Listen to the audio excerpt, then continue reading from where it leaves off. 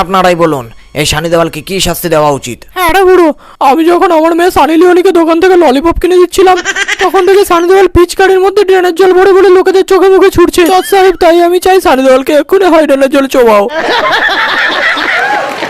হ্যাঁ কাকু, আমি যখন বাড়িতে বউয়ের কাছে ঝাঁটার বাড়ি খেয়ে সব বাসন কোসন মেজে দিচ্ছিলাম তখন দেখি সানি দেওয়াল লোকের বাড়ি থেকে পাঠা চুরি করে রোস্ট করে মদের সাথে খাচ্ছে। আরে কাকা, আমি যখন মদ কিনে লুকিয়ে লুকিয়ে বাড়ি ফিরছিলাম তখন দেখি সানি দেওয়াল মদের মধ্যে রং মিশিয়ে পিচকারিতে ভরে লোকেদের চোখে মুখে ছুটছে আর মদ খেয়ে একে ওকে ধাক্কা মেরে হাইড্রেনের জলে ফেলে দিচ্ছে।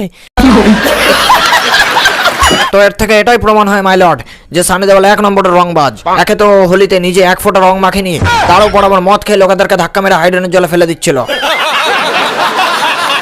তাই আমি এই কোর্টের কাছে অনুরোধ করব যে সানি দেওয়ালকে 1 মাস ধরে হাইড্রেনের জলে চান করানো হোক। যেহেতু হোলিতে সানি দেওয়াল নিজে এক ফোঁটাও রং মাখেনি, তার উপর আবার পিচকারিতে ড্রেনের জল আর মদ ভরে লোকেদের গায়ে ছুটছিল, এই জন্য কোর্ট সানি দেওয়ালকে 1 মাস ধরে হাইড্রেনের জলে চান করার নির্দেশ দিচ্ছে।